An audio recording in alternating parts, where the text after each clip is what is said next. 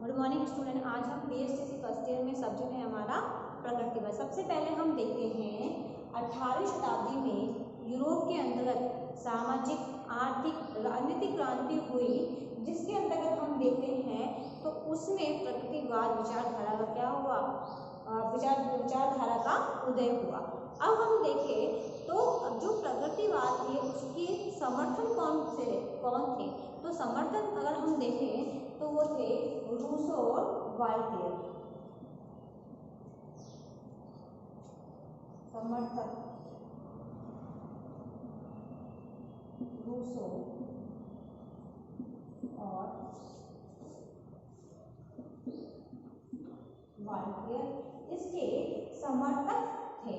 अब जो ये विचारधारा थी उसके अंतर्गत बताया गया है कि जो व्यक्ति है वह प्रकृति के अंतर्गत उसका जन्म हुआ है, व्यक्ति प्रकृति द्वारा ही सीखने का प्रयास करता है। तो ये सब विचारधारा, जो प्रकृतिवाद जो विचारधारा थी उसके अंतर्गत इस आदर्श वाली जो विचारधारा है उसको वह इससे बहुत ही अलग मानते हैं। क्यों?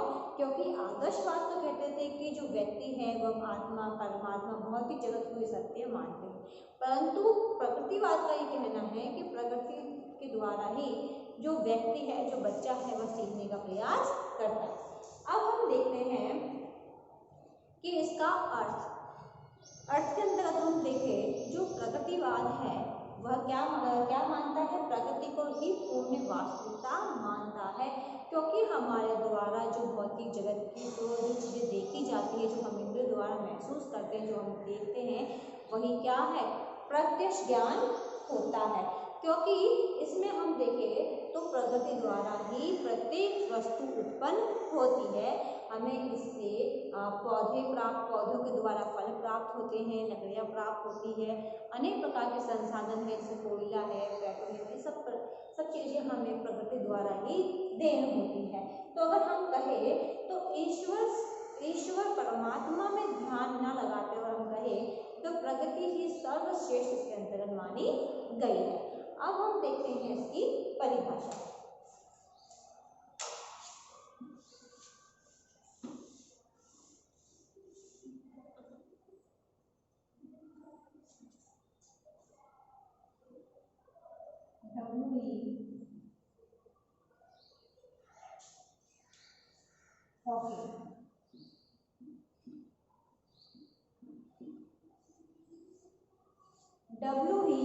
हॉकिंग के अनुसार बताया गया है प्रकृतिवाद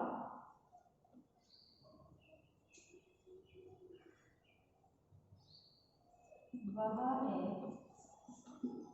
जो प्रकृति को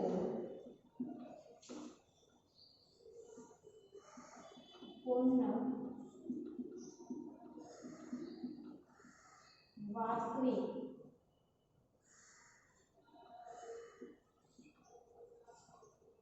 मानता है, वह प्रकृति या इस लोक से परे कुछ भी स्वीकार नहीं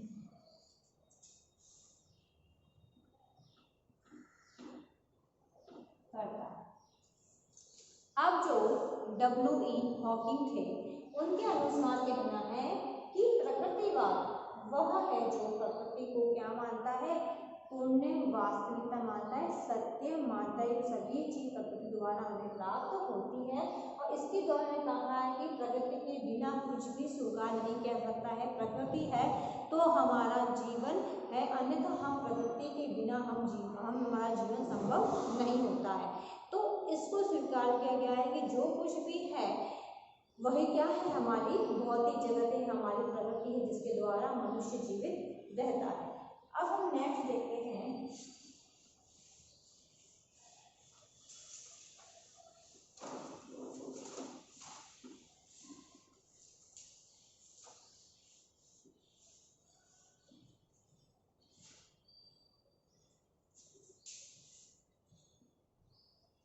थॉमस और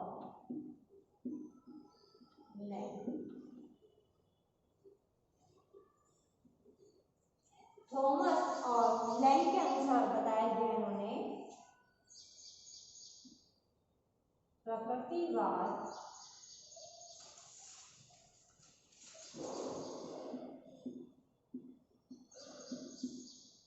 आदर्शवाद के विपरीत मन को यथार्थ रूप में मानता है और यह विश्वास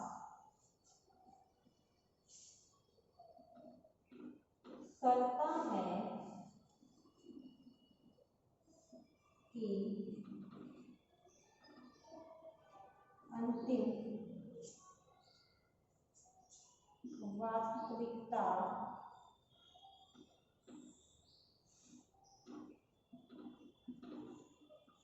भौतिक है, आध्यात्मिक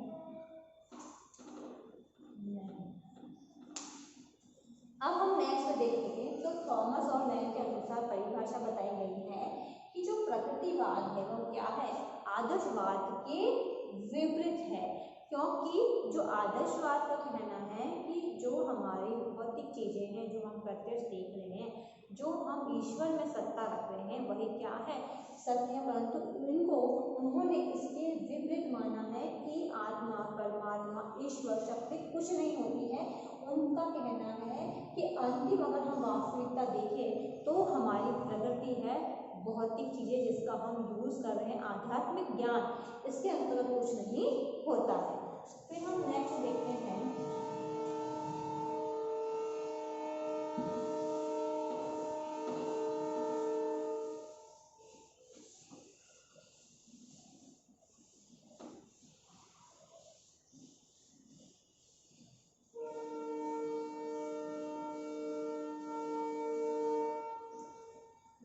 के अनुसार।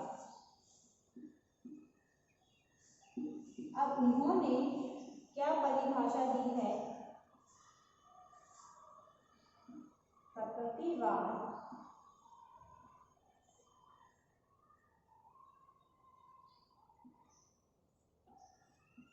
वस्तुओं को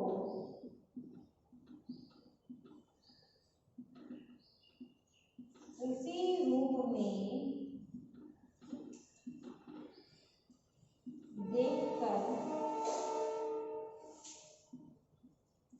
संतुष्ट होता है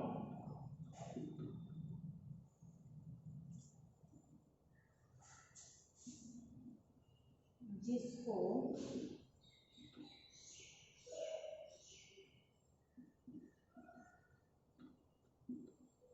जानता है और उससे अधिक लाभ उठाता है।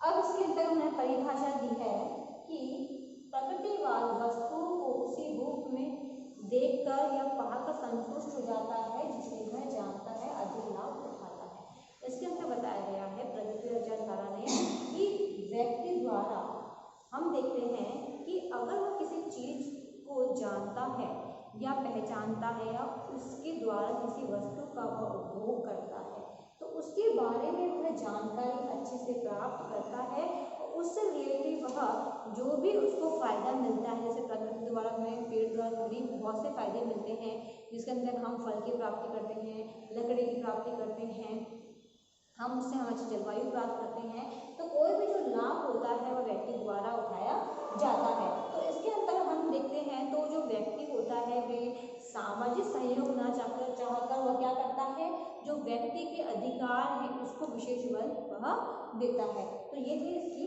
परिभाषा है।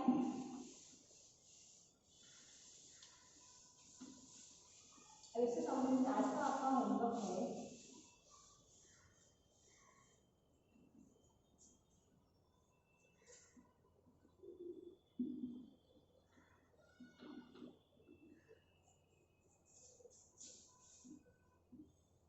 प्रकृतिवाद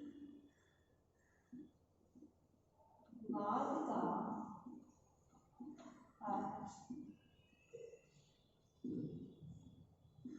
परिभाषाएं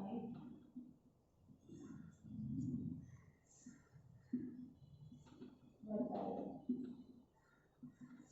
प्रकृतिवाद का अर्थ और परिभाषाएं बताइए। ये क्वेश्चन आपको आपके नोटबुक में उतारना है। अंत में विशेष बात, जैसा कि आप सभी को पता है कि देश में कोरोना ऐसी महामारी बहुत फैल रही है, इससे सुरक्षित रहने के लिए मास्क लगाइए, हाथों को सैनिटाइजर करिए। यदि आप बाहर जाते हैं, किसी व्यक्ति कांटेक्ट में आते हैं तो कम से कम 6 फुट की दूरी बनाए रखिए। घर पे रहे, सुरक्षित रहे। धन्यवाद।